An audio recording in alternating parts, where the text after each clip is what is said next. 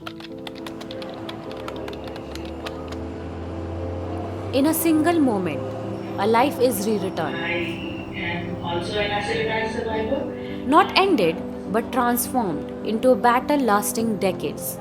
This is the reality of acid attack survivors in India, where violence takes seconds, but recovery demands a lifetime.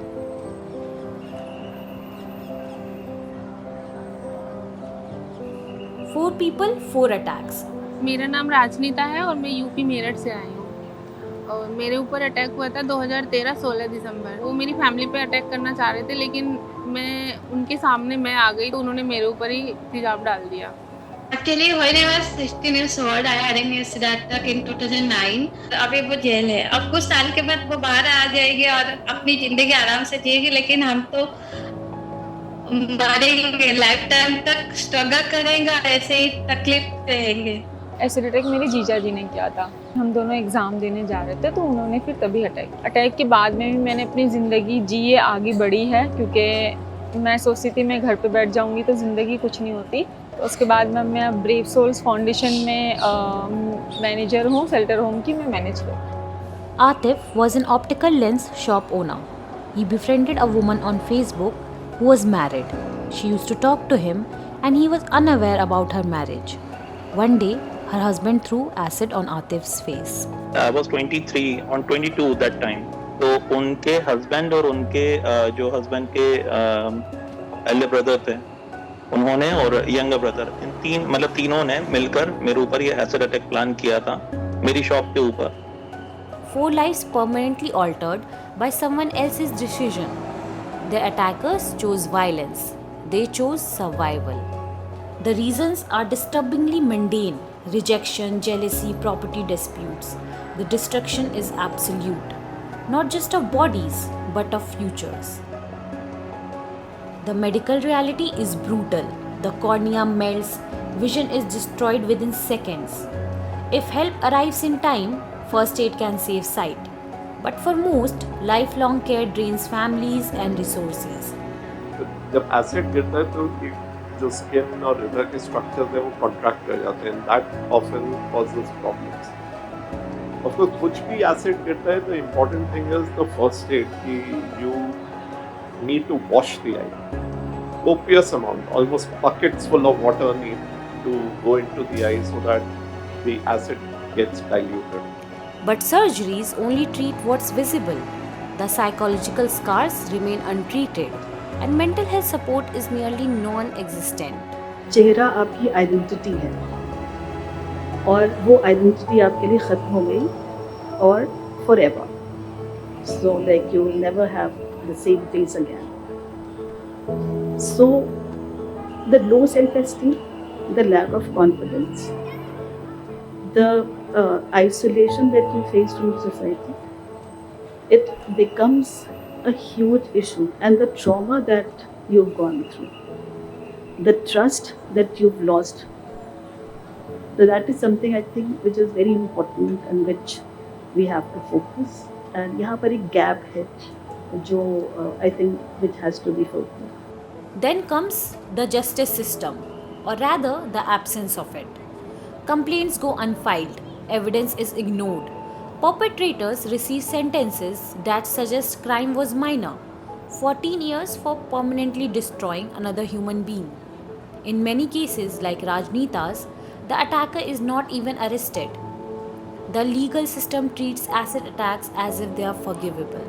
जब मेरे ऊपर attack हुआ था ना, जल्दी से रिपोर्ट भी नहीं हो रही थी और रिपोर्ट मेरे को एडमिट भी नहीं कर रहे थे कि पहले पुलिस थाना होगा। पुलिस वाले ही खुद कह रहे कि कंप्लेन लिखाओ, उसके बाद होगी, और खुद ही कंप्लेन लिखने के लिए तैयार नहीं हो रहे थे। जिसने मेरे ऊपर अटैक किया था वो अभी तक बाहर है।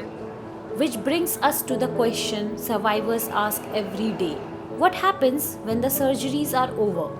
When the case is closed? When they try to rebuild their lives?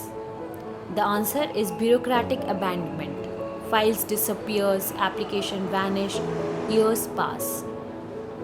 अगर हम गवर्नमेंट के किसी भी काम से लिए जाते हैं मदद के लिए, हमारी बात को संगे यही तसल्ली धरा दी जाती है कि आके जाइए, आपको काम हो जाएगा। कभी कभी तो ऐसा ही होता है कि धक्का मार के ही बाहर निकाल देते कि जाओ जाओ ये काम यहाँ नहीं होगा, वो नहीं होगा। The legal framework exists. The Right of Person with Disabilities Act protects acid attack survivors. The problem is not the law. The problem is awareness. Not employers, not administrators, sometimes not even the survivors know what they are entitled to. Rights exist only on paper when knowledge stops at policy drafting.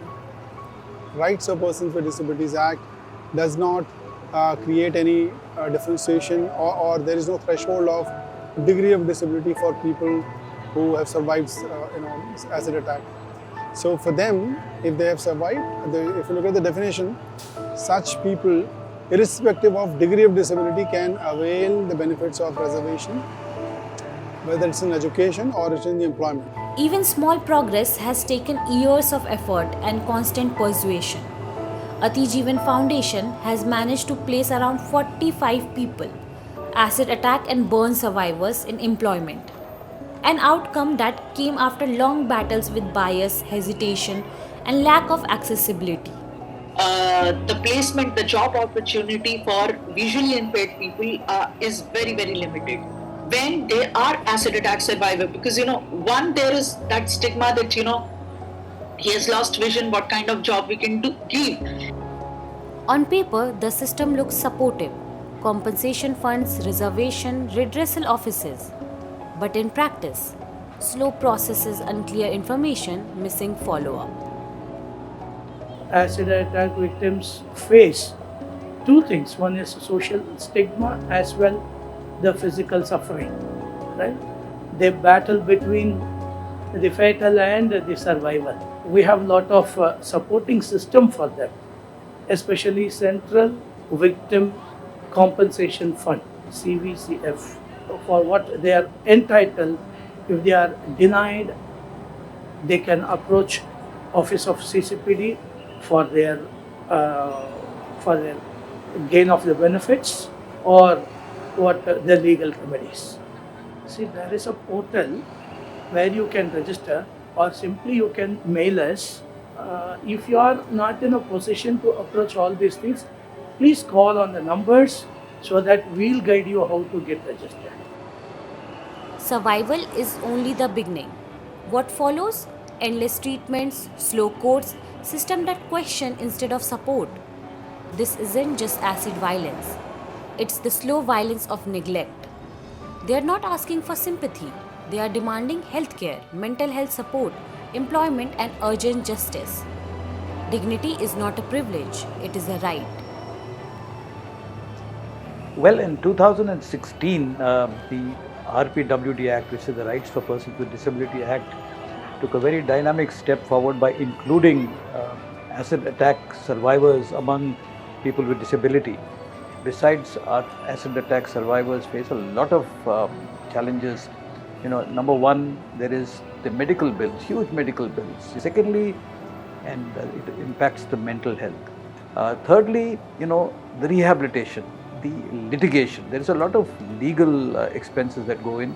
And finally, there is a huge lack of awareness. Jobs also are hard to come by.